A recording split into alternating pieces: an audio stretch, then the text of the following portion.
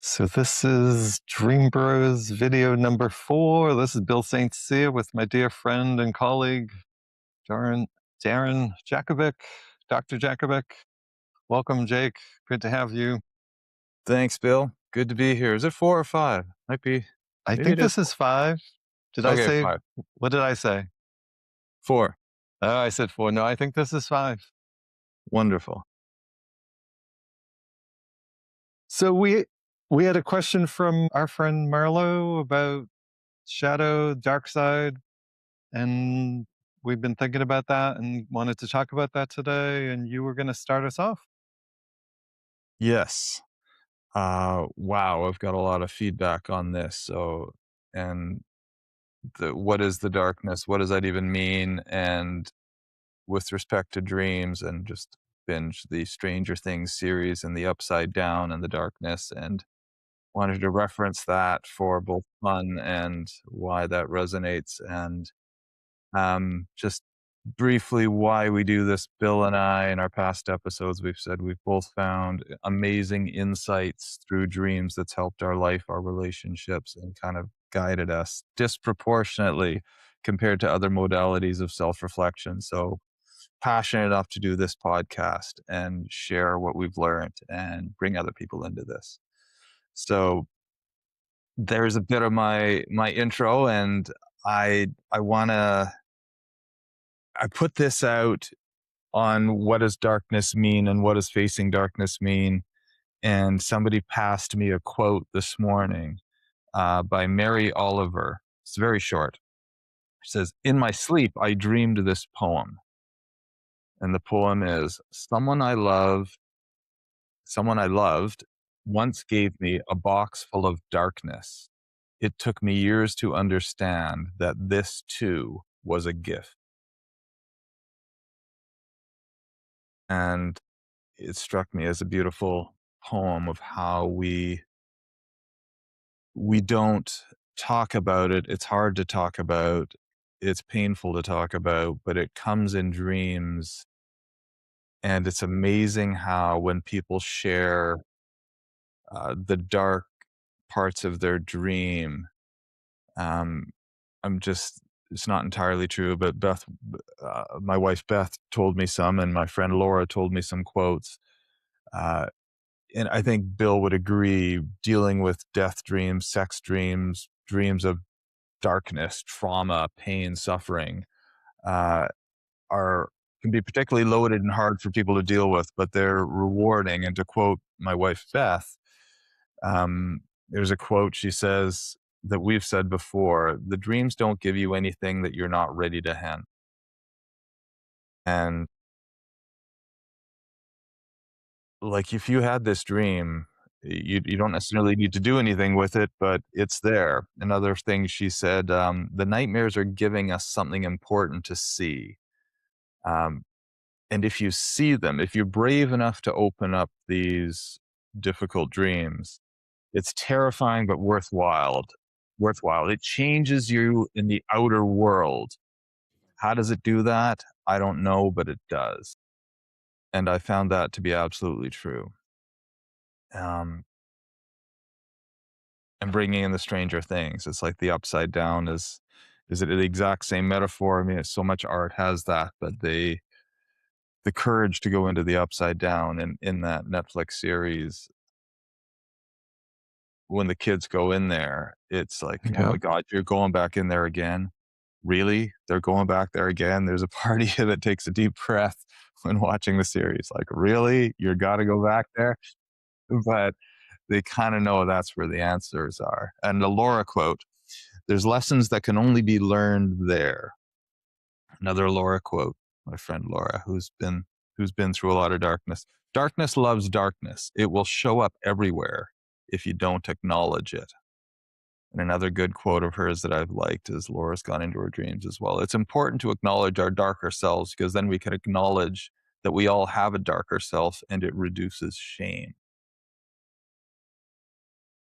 Which is a topic dear to your heart, Bill. I know how people are ashamed of things and they don't talk about them and they stuff them down. And dreams bring up this really difficult subject matter that, like, you've got to be kidding me. Sometimes people don't know it, but then in the dream, and once they reveal it, they write it down and they share it with you, and you get this moment of, "Oh my god, was that actually my dream, or did I actually share that?" Because that seems very twisted or dark or painful. Yeah. So things like art in the series of the Stranger Things, like, they bring some light to it, and I've got some Stranger Things quotes, but there, I've thrown a lot at you, Bill. That's kinda where I wanted to go today. Thoughts on that? I mean, I guess I would start by maybe distinguishing my own understanding from, and I won't pretend to be super familiar with the Jungian idea of the shadow and darkness. I guess for me, a lot of it is just repressed material. Like, just so in terms, we've been talking about language, like, darkness, it's like a word, right? Like, what is darkness? Mhm. And I think a lot of us grew up with ideas of like good and evil.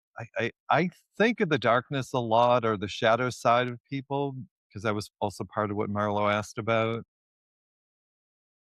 as really just being related to how within the society, the culture that we grew up in, we're taught to not talk about who we are.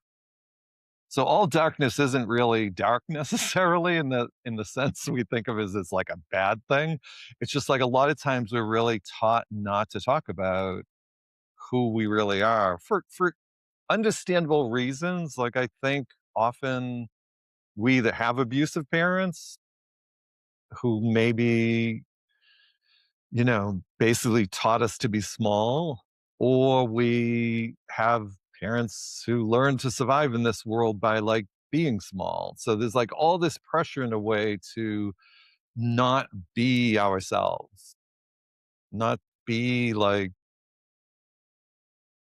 not just be honest about who we are. One of the things I really love about the Stranger Things series and the whole upside idea of the upside down is the whole energy and power of the upside down is built on the way that these beings in the upside down use people's shame about who they are to keep them from their power. In that Yes. it's the love of these kids and these mentors that they work with that teach them not to be ashamed of who they are, and in that process of not being ashamed of who they are, all of their power grows. Yes. And I think that's different often than the way people think about shadow and darkness. I think a lot of it is really, as a culture, I think we're scared to let people celebrate the fullness of who they are. Whether that's just, yeah, the love and light, the beauty, the brilliance of who we each are.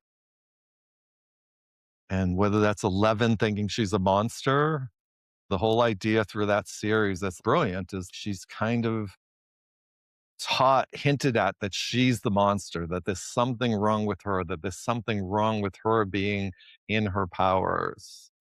Um, and then with Will coming out as a gay person, he's he's scared of just being himself. And the power of the upside down, both in both of those cases, comes from making those two people feel like there's something wrong with who they are. And the more they through these relationships that develop over time, the more they realize that's not true, the less power the darkness or the shadow, the upside down, whatever we call it, has, and the more power that they have, which I love Yes. about the story. I just love this sort of like there's this basic kind of thread of love that runs through the entire story. That the love that these kids have for each other, the love that Hop has for Elle and expresses in very sometimes mistaken ways, but you can see it's all through love. Will's mom, and her ex, the way that who's the woman who puts the thing in the dryer and blows up the demidog Yes. the demidogs? I forget her name. Karen, is it? the I think so, yeah. I can't remember, but yes. the mom, the kind of straight suburban mom who, like, it's kind of a little bit like the moment in the Harry Potter story when the redhead family's mom is like, "Don't mess with my daughter." Yes, There's that kind of basic kind Molly, of love that comes from not being ashamed of your love, not and that is the being. light. So when you speak of dark and awkward things to talk about, that is another definition of the light, is that love. Yeah, if you're gonna use that idea of light and darkness, I mean, I was thinking of it more in terms of shadow, so I hadn't really come in thinking so much about light and darkness. I think the whole idea of the shadow or even the darkness, it's really just repressed material. I think of it more as love than light, honestly. I just think of it as love. Yeah, well, I mean, I it doesn't fit words, right? It's feelings. It's that so you would yeah, hence the language we use. Is it shadow? Is it dark? Is it love? Is it light? The 2, they cross over. But it's helpful to have a like mentioned in our last episode, it's helpful to have a language around it, whatever words that you use. I wanna put add to the other than the courage to go into the upside down in the series, Vecna or number 1, the darkest character, he'll use your darkest memories or shame to try and keep you in the upside down, like, to try and keep you there, and that's part of the reason people don't it's the number of times people have said some version of, "Well, if I go there, I'll cry, and if I start crying, I'll never stop." And there's that sense that if I open up what's dark, I'm gonna see so much dark. You can use the words of repressed material. Um, but sometimes it's and I've said this, sometimes it seems so incredibly dark and traumatic, or I've said the words, I know I had a difficult childhood, but oh my God, like what is this in my dreams? It seems so much beyond what I experienced in this life in my childhood. It's like you can say that's repressed, but wow, is that and it's not just me. Like it's sure it's me, but you see it in other people and they say, holy smokes. It's like if you open that, you're gonna get lost in there like just keep that door closed. Just keep that. I love the um or like the Nietzsche quote, be careful when you deal with monsters that you don't become the monster. And Henry, number one, he actually does become the monster. And Elle thinks she's the monster, and then she faces the father figure. It's very archetypal and Freudian in a way, or young. And then she realizes, wait a second, I'm not the monster. Um, because your fear is shame that you're also the monster. right. And that like just being in that dialogue, it keeps you away from love, light, all the things that are uplifting in your world. Um, I love that you bring up Henry slash Vecna slash one as one his number, because it's also like the difference between Vecna and everybody else is that Vecna's always alone. yes. The- so when Vecna goes off into the upside down, there's no one there to help him. I mean, there's a moment in the end there where Will tries to break through all of that. But really, the difference between the person who's most trapped in the upside down, which is really Vecna, and everybody else is that Vecna has nobody else. He has this Yes. being called the Mind Flayer, but we don't really, there's no other person. The only other person in his life is this character, Papa, Dr. Brenner, who basically just wants to use him. And I think that's an interesting kind of addition to the conversation. Like, often what we think of as dark parts of who we are, shameful parts of who we are, really come from kind of places of isolation, not knowing that in some way all of who we are is okay. And that's not to say that parts of us can't get twisted. Like, I think, we can be hurtful, we can be abusive ourselves, right? But I think even those impulses to be abusive often come from places of utter isolation, you Mhm. know? And it's all on me to deal with this. So everything's a fight. And if you get in my way, there is, I think, a lot in our culture for men, particularly, of like, it's all on my shoulders. And, it's all a struggle, it's all a battle. And I think that kind of mentality creates, I mean, I guess I was going to say it creates, but I think it actually comes from someone who's already isolated. It comes from a place where people are really ashamed of the fullness of who they are. There's not a kind of support for people to be in the fullness of themselves. Yes, and if somebody has a difficult dream, if sometimes there's just no space for questioning and it's just too much and you just leave it there, right? But if there's space for questioning, I think one of the gentler questions or one of my favorite questions is there anybody with you in this dream? And amazingly, they'll say, "Yeah," and then their body language will just like, "Oh my god, I'm not alone." And they'll be able to feel a support figure, but if unfortunately, a lot of the time there isn't. And my follow-up question is, well, like in your past, did you have to face some really difficult things alone and without support? And like, who hasn't in many ways? No matter how good your parents are, they can't be there for no matter how good your community is, your society. There's always some things uh, that you were made to feel alone. And I take your point. The worst character, the darkest character in the Stranger Things series is, like you said, he's always alone. And they have this little traumatic moment from childhood, and you get the sense he had no backup. He had no father figure. There was nobody there for, or if there was, they're completely absent. Like, he put him in jail or however that worked, but which was a metaphor too. But yeah, Yeah, it's interesting. Like, I think even the quote that, from Beth about dreams don't give you what you're not ready for.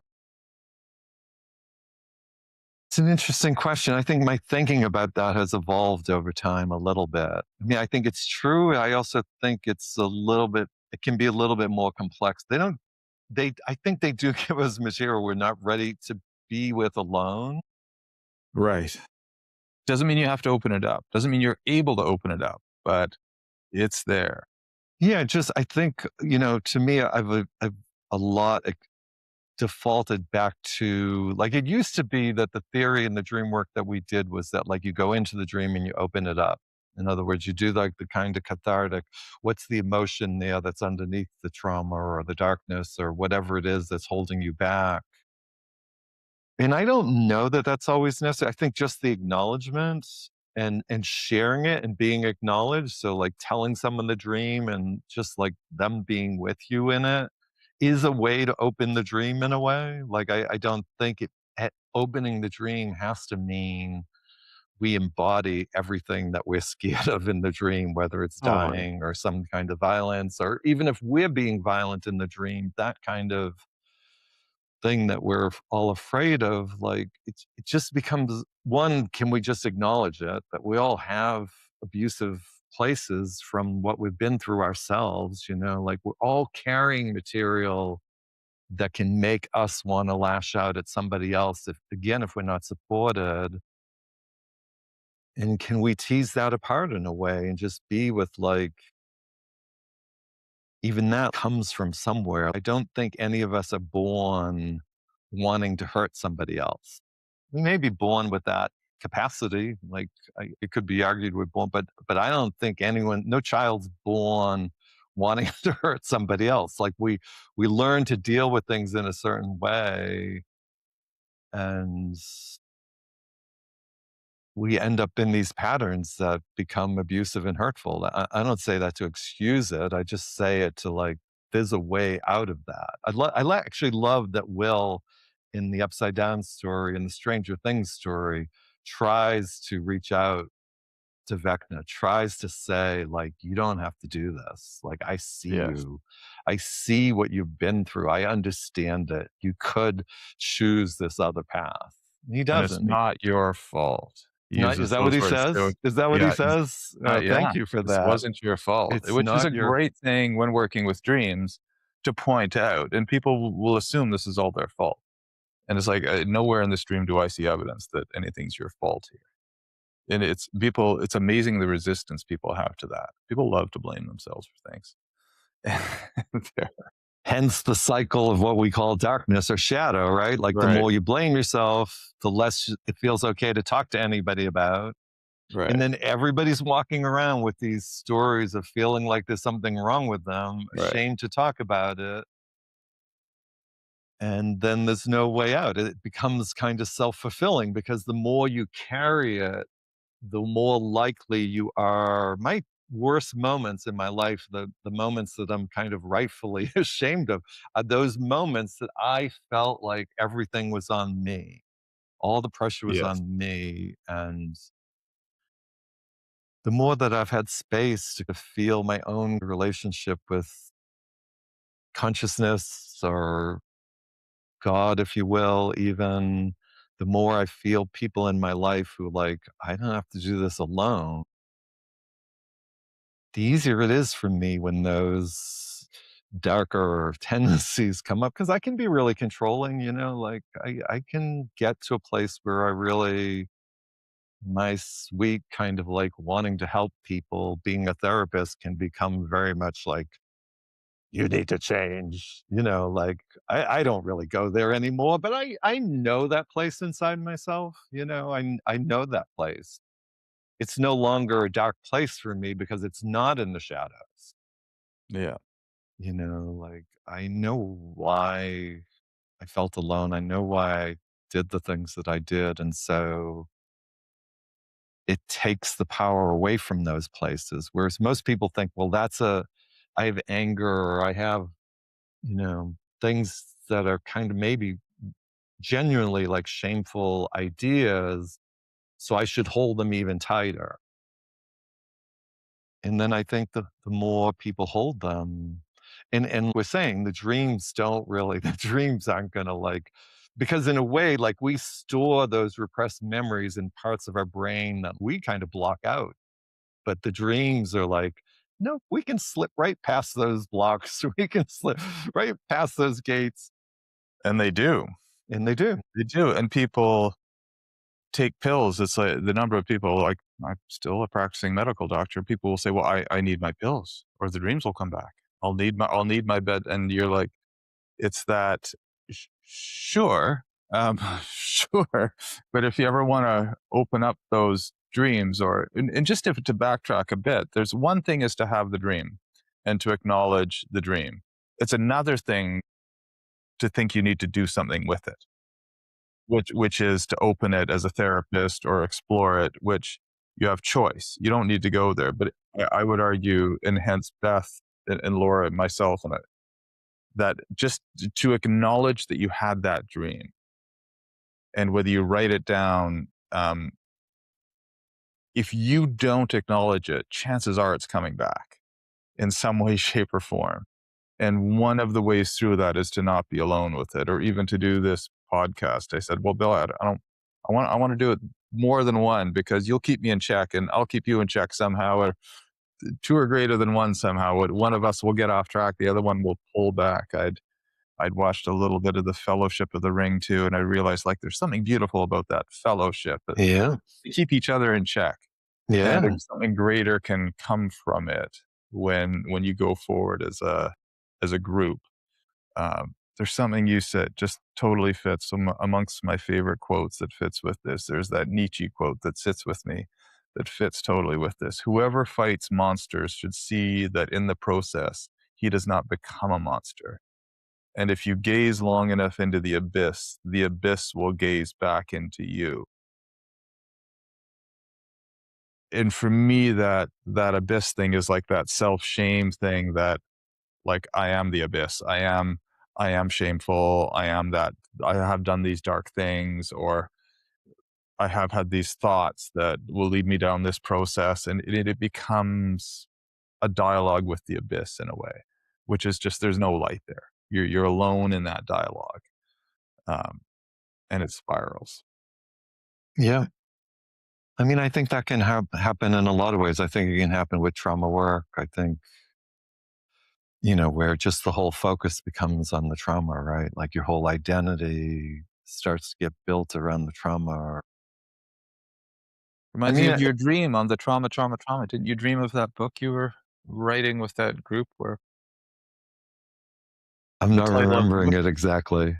Oh, there was Trauma, trauma, trauma. yeah, you told me a dream, Bill, that the dream group you were with, was writing books, and you and Sue were facilitating the writing, and you told me you had a dream, and I don't have it exactly correct here, but I think the title of the book was Trauma, Trauma, Trauma in your dream.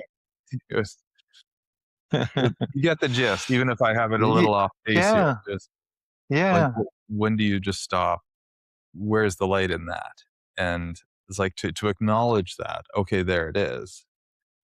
But then to have others pull you out of that and to say, okay, yes, acknowledge it, but don't keep staring at that abyss over and over, or keep going to therapy. That's part of the working with dreams, or these other modalities have shown up other than traditional counseling, because you can keep focusing on the trauma as opposed to the light on the other side of the trauma. And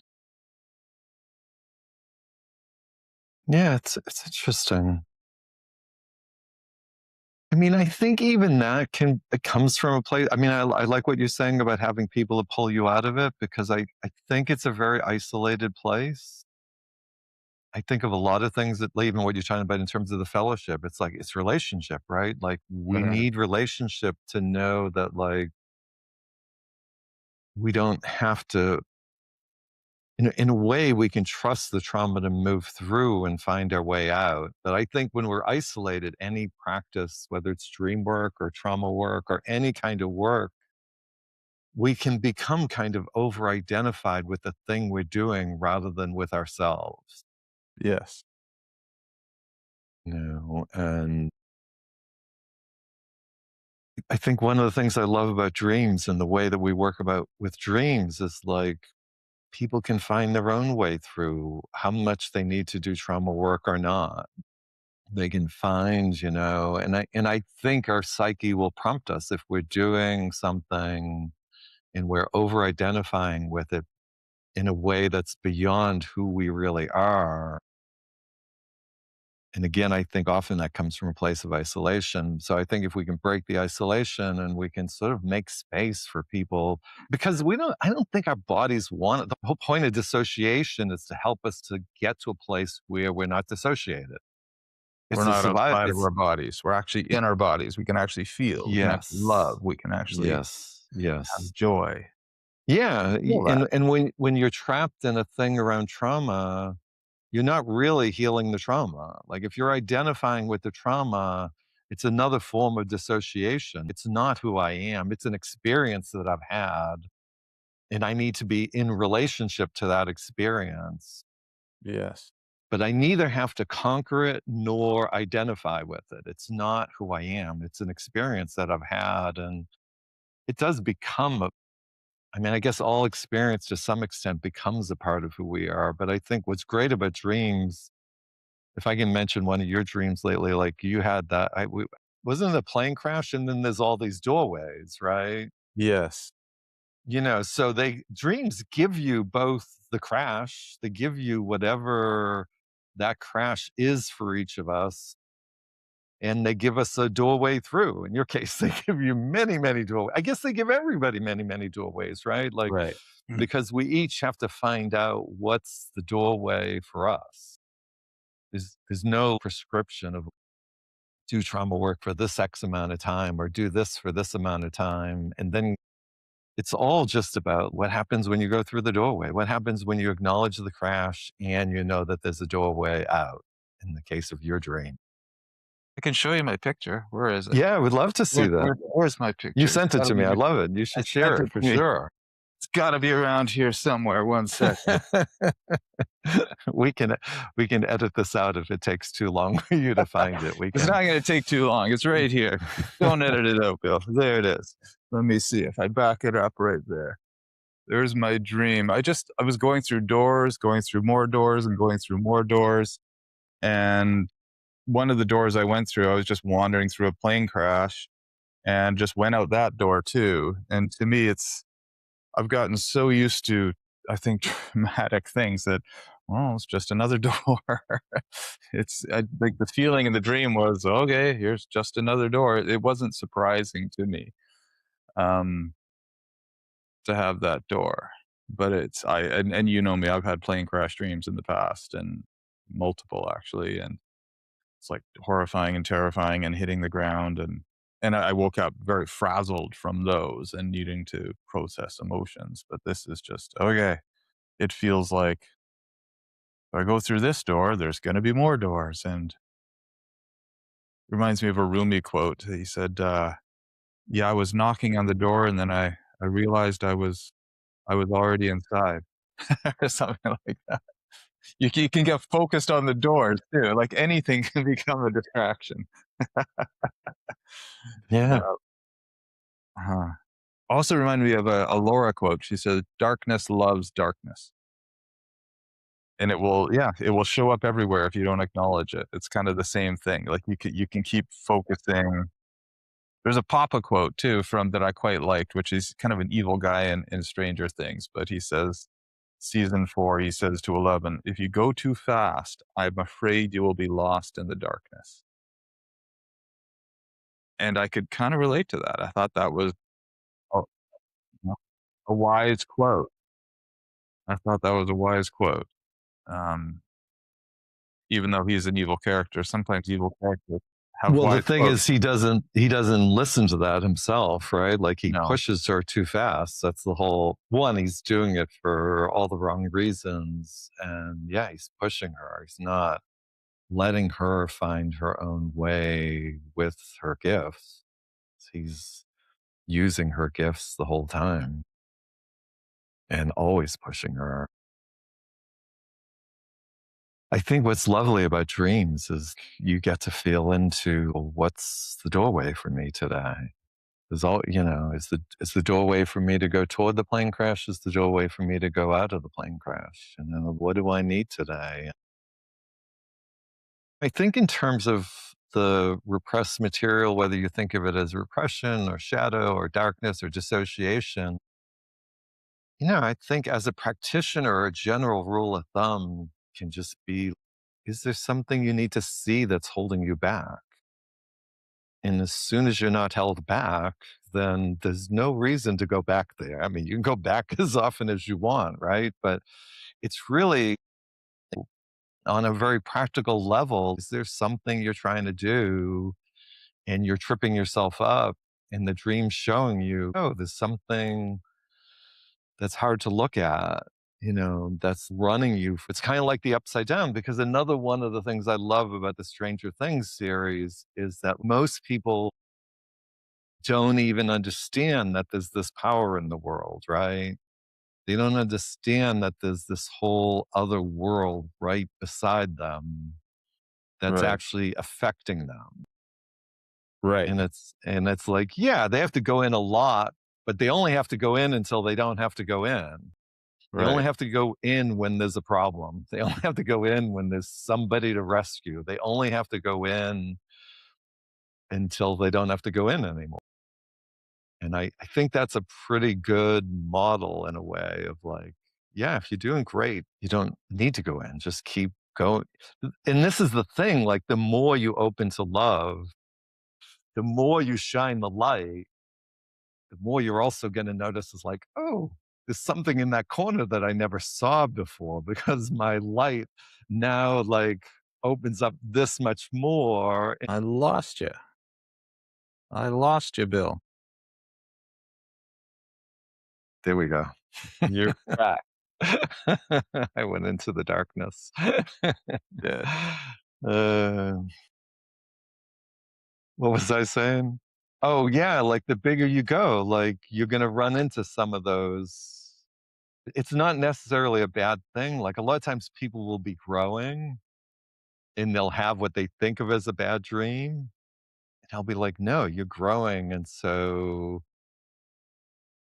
it creates this kind of new level of vulnerability or something that like you have to face again but it's on a whole nother level. It's not the same thing all over again.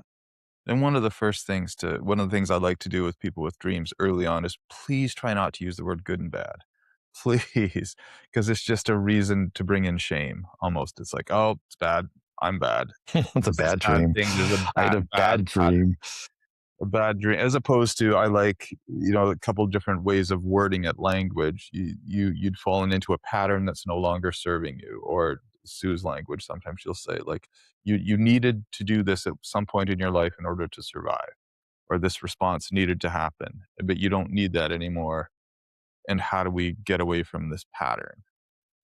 And it's hard, like it's not for me to say that, but if I people will say, well, how do I do this? And the best thing, or how to become a facilitator, or how do I work with other people's dreams? And pretty much universally, we'll all say, well, start with working with your own dreams. Because if you can't find the way out of the darkness in your own dreams, it's going to be really hard for you to do that for other people. It's if I, as a doctor, am still smoking, it's gonna be hard to counsel other people on how to quit smoking, right? Yeah. You can go with cliches and cliches, and for me, how have I found the way out of my own? Because I was consumed with very dark dreams for a while, so I kept in touch with you. I keep in touch with others. I texted 10 people, probably somewhat inappropriately this morning, but they all answered. They all had something to say about, like, I don't usually text these people, and I try to stay off social media, and there's slow responses. So I just found out, but people gave me amazing replies. And in the past, how have I found my way out? I personally have used music, and music has come in my dreams over and over, uh, to pull me out, it seems. And in Stranger Things, there's a Max quote, season 5. Music has a way of finding you, even in the darkest of places. Uh, Beautiful Max quote. And then she goes on to realize, like, oh, I realized I actually didn't even need the music. It was just kind of within me and the relationship. And so kind of she moves beyond music, but music was a way to get me to feel, to get me to see some light when I was in my darkest of places, for sure. It was one of my lights when I didn't see light. But if I can't see it, I'd work with other people and I'd focus on the dark parts of their dream. And I remember somebody's really traumatic, I mean, person had a completely hellish childhood. And I've mentioned this before. I think that they had this very long dream, just horrible things happening. And at one point, she meets a woman in the kitchen who just grabs her and says, "None of this should have ever happened to you." And I just held on to that moment. That was the one bit of light in 3 pages of traumatic dreams. And if I can't see that light, like I can guide her dark, dark, dark, dark because I only see dark. So how do we once again, dark and light are really awkward terms. You can use trauma, you can use shadow, you can use um and I've got a I've always been a religious searcher and spiritual searcher, and that I've had a few friends in the past who've used what I like to call God language, or just like tried to just see the light without acknowledging dark. And I've really had trouble. People say mostly Christian language around where I am, and how I just couldn't go there. I couldn't relate without even though what they're saying may be absolutely true and absolutely true for them, I couldn't relate without almost acknowledging the darkness part to see the light part. I mean, I love what you're saying about the good and bad thing. I think it's actually super important. It's why I tend to not use dark and light language because people tend to associate light with good and dark with bad, Yes. as opposed to like, why can't dark just be like the night? Like, there's nothing inherently wrong with the night versus the day. I think the unconscious, I don't think darkness can be associated with the mystery. It can be associated with dreams, for example, that come to us in the darkness, that come to us in the night. But I love what you're saying about like this not the good and bad isn't necessarily helpful for most people. And even the quote bad things that we've been through, yeah, I mean, I don't want to diminish what they've been through, but like thinking about them in terms of like painful experiences versus bad experiences, or I mean, I think there can be a lot of language that kind of mystifies things in a negative way as opposed to, yeah, can we just talk about what's happening in our lives? Can we talk about, can we not pretend that we all haven't been through what we've been through? Right. I think it would be a different world if there was space to explore not just our dreams, but the experiences that we've all been through. Right. And just I mentioned this briefly, but as it plays out with me with my medical doctor hat, I just talked to somebody and said, "Well, I need my prescription for my sleeping pill. You know, otherwise my mind won't turn off or those dreams will come back." And I'm like, "Sure, if that's gonna help you function, but it I just wanna plant the seed that you might have a far more fulfilling life if you learn how to be with that as opposed to numb it out because they're coming back. Then they'll say they're coming back every night if I don't take these pills. So we in the medical profession and the pharmaceutical industry at our worst have been complicit.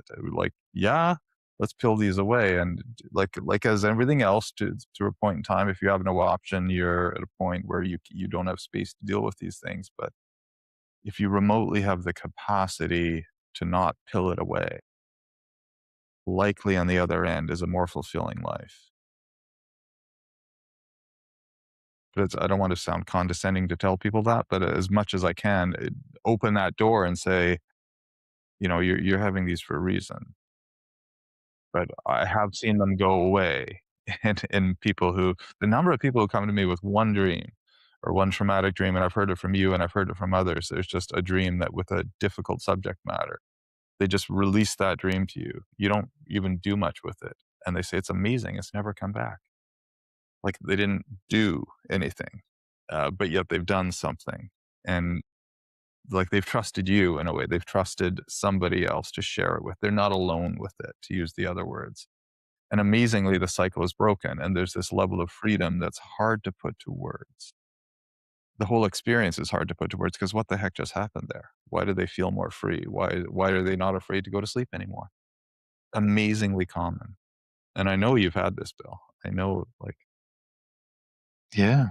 I mean, I think again, I think people are taught. This is like people are taught in 100 different ways to pill their experience. And I don't think it's condescending to say, to offer, you know, like I think it's condescending if I say, I know a better way to do it. You should do it this way. But I don't think we have to be condescending. I think it's okay to say, you know, do what you need to do to survive, to get through. And there is also this other possibility. And that's an offering. It's not like some condescension. It's an offering. You know, if it's helpful to you, I have an offering of something that could maybe help you beyond just getting through the night. yes. And I think it's one of the things in our culture that we don't do.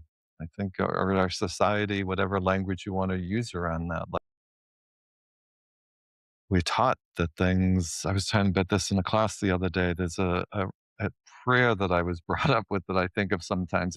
It's actually the language of the prayer is in reflection of something beautiful, but I think of it. It has this dark side to it too. If you use it the other way, it goes something along the lines of "As it was in the beginning, is now, and ever shall be, world without end." Amen.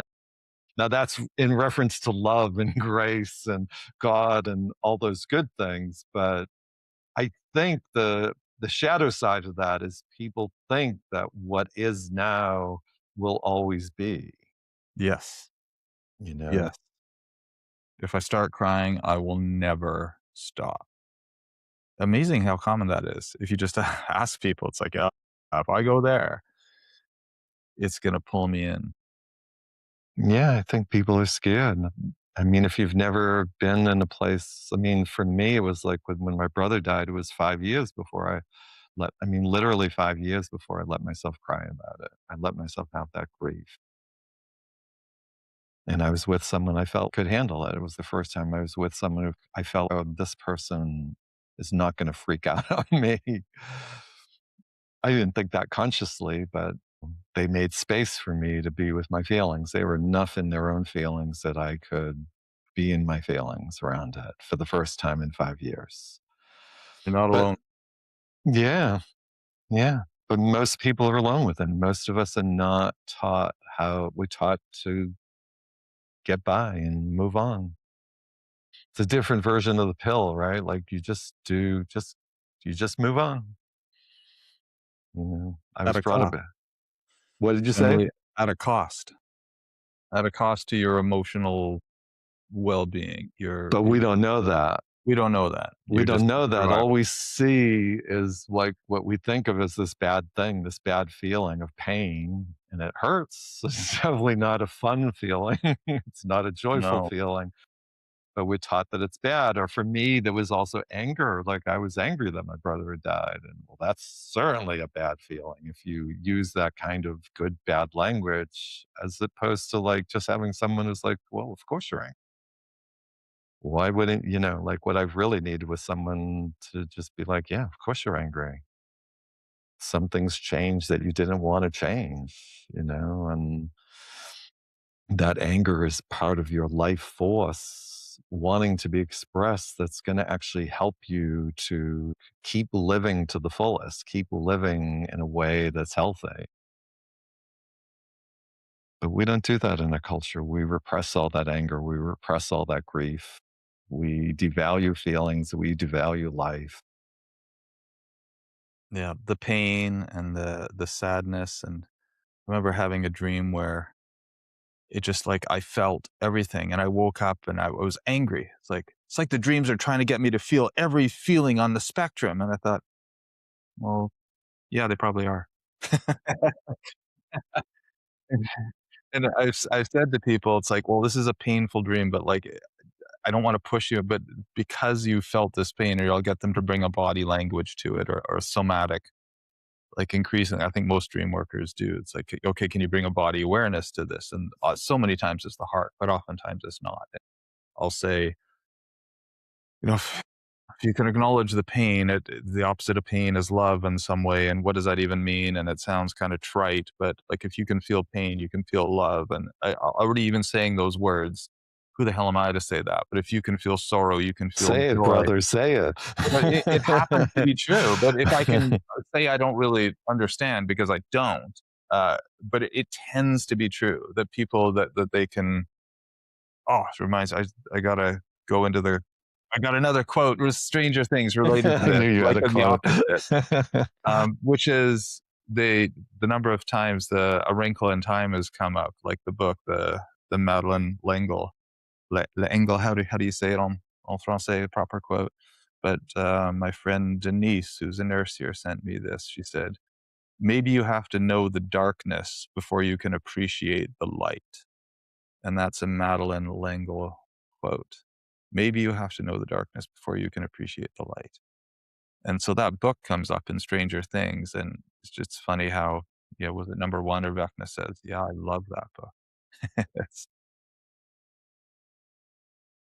it fits with the theme of what we're talking about. Yeah, I'm kinda going all over the place here, Bill, but it's a great I quote. I get it. I get it. Yeah.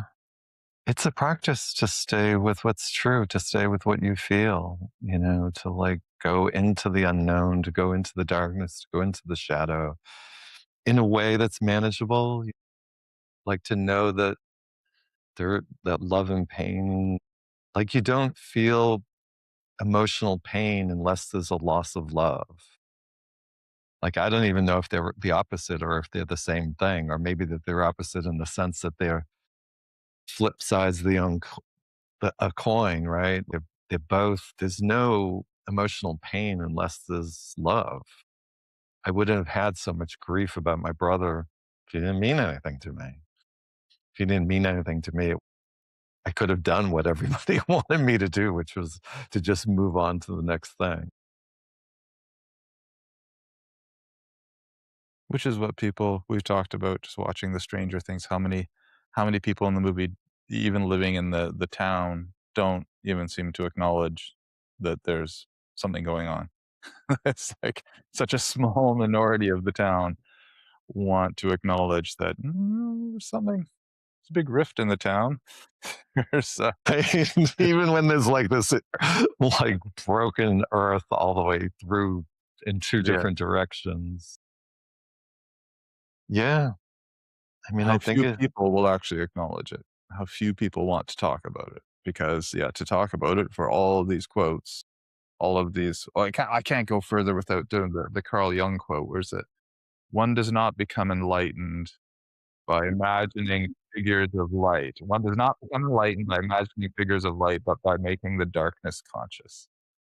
That's just was such a great Carl Jung quote, even if I've excuse me if I've misquoted some of these, but it's that, "No, everything's fine, everything's fine. Just keep on keeping on, and let's not talk about that darkness. Let's not talk about what's underneath everything." yeah. Yeah. Yeah. Yeah, I think it's what we're taught. I mean, I think even what's happening here politically in the US, I mean, one of the most intense parts of what's happening is they're telling us not to believe what we're seeing with our very own eyes around some of these shooting videos. Like they're right in front of our eyes. This thing is happening. We're being told, no, no, that's not what's happening. And that's kind of an extreme example of it. But I think that kind of mentality, there's a reason that kind of consciousness is running the country right now. That doesn't come out of nowhere, that we have a government right now where they're just point blank telling you, do not believe what you see. Thank God there's video evidence. Otherwise, they would be able to get away with it all. I mean, they may still get away with it all, but I think it goes right back to the experiences that people have. Like, don't talk about your brother's death. Don't talk about the abuse that when you went through. Don't talk about mental health issues. Don't talk about the fact that you're sad or scared. Those are bad, bad feelings. Don't be scared. Don't be. Just to point out, I am in Canada. I do have my different perspective when you say "we," but I've it's hard not to watch the news and see what's going on everywhere. We've all got our own version of not acknowledging what's dark, societally, politically, Yeah. No, globally, personally. yeah. Yeah, no, I appreciated hearing Carney speak the other day, Prime Minister Carney speak about how there's been this world order and we've kind of pretended it's all been okay when kind of we know that's not true. It it's there everywhere you go, really. Like I appreciated that he acknowledged we as a Canadian government, we've been pretending that this is a certain thing that it's really not. And we're not pretending right now, which I appreciated. I think that's a kind of courage, that we need. Yeah, But it's it's not just on that level. It's not going to change on that level unless, as people, we have the courage to be with challenging things in our lives. We need yeah, to build not just a different. I mean, for those of us who want to change things, it's not going to change unless we change the society and the culture that underpins all of that. and it takes courage to do that. Takes a lot of courage. Takes a lot of and I think it takes love. I think it takes being with other people who are like, yeah, no, you're not actually crazy to want to grieve what you've been through, or you're not crazy to be angry about that thing that happened to you. And we can be with you in that grief and in that pain. And we can also help if you're worried about going in too far, like you said, we can help pull you out. You don't have to be afraid of drowning because you're not alone. We're not going to let you drown. You're afraid of that anger. It's okay. You can be that angry with me and I'll make sure you don't hurt yourself or hurt somebody else.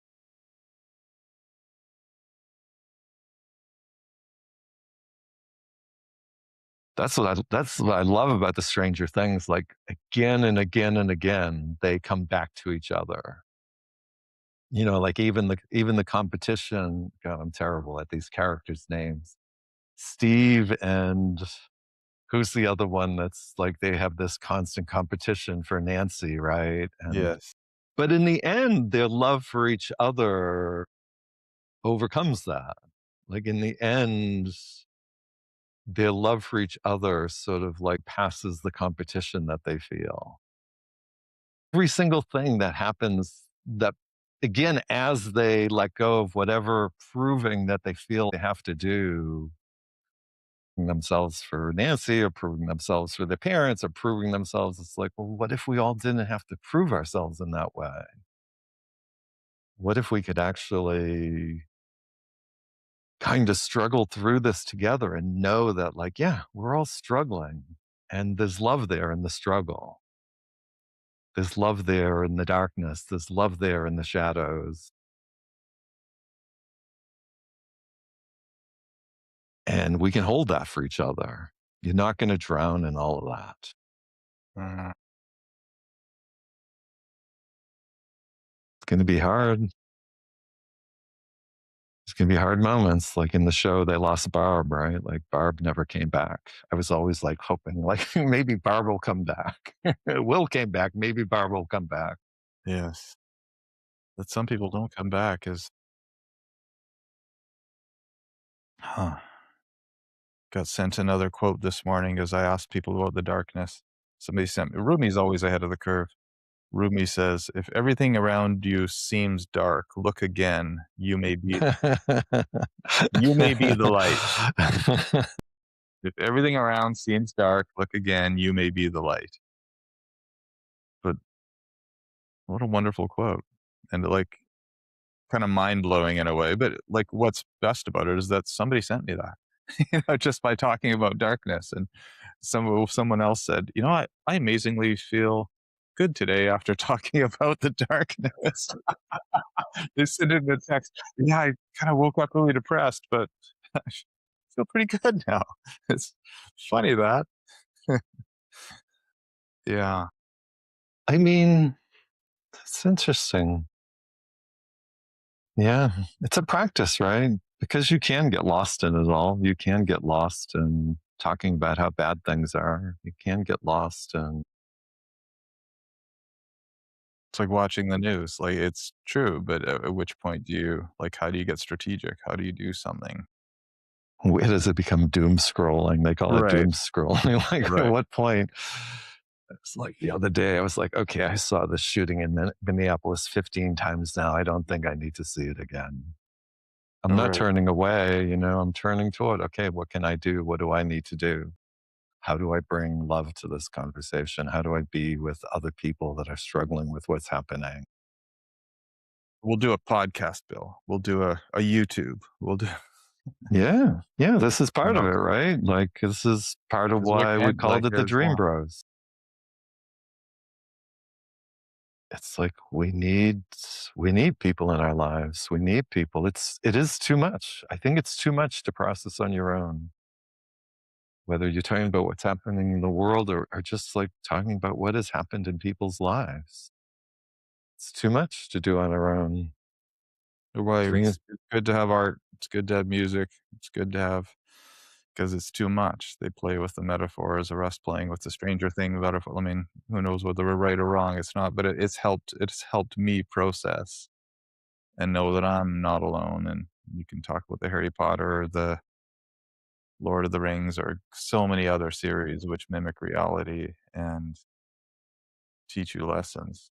What are the ones you've watched that you said, What's the separated one? I forget what it's called, where they do this incision in people's brain to separate themselves. What's it called? I'm so terrible with these sorts of I haven't things. watched that one. I'll post it in the show notes. It's an Apple. It's about like people go into work and when they're at work, they go through this thing and it triggers this part of their brain that they don't know. They have like an innie and an outie. They have like the person at work, and that is their own sort of like identity and being. And then when they leave work, they're a different person. They've like done this operation in their brain, so they're two different people on some level. Obviously, they're not, but again, it's a playing around with that split between the way we split, the way we like act a certain way in parts of our lives, and then we go home and we're a different person. or dissociate being the yeah. Hmm. Yeah. Sorry, I can't remember the name of that one. I'm terrible That's with that okay. kind of thing. Anybody that's watching, yeah, they'll know. What do you think, Bill? I think we should do an episode 2 on this. I think I think there's so much, and I'm gonna get so much feedback. If I got this much feedback in such a short time, just literally in an hour before the show, if I got I this would much feedback, I think we should do another one of these. okay, I would love that. It would be good to get some specific feedback and keep going. Excellent. But I'm Let me feeling see. the need to wrap up. Is this an okay place to I wrap up? think this is a great place to wrap up. This has been fun, Bill. So, as always, if you're enjoying this, please consider pushing the like and subscribe button. Consider putting a comment below or sharing this with a friend. It helps us tremendously as we're all trapped in this YouTube logarithm, algorithm, whatever you call it. Not the upside down. Yeah, well, maybe it is. It is might be part of the upside down, but That anyway, good to be here with you all. If you have any questions, post it in the comments or send it to us. And yeah, we'll pick it up in another video. Thanks, Jake. Thanks, everybody. Thanks, Bill.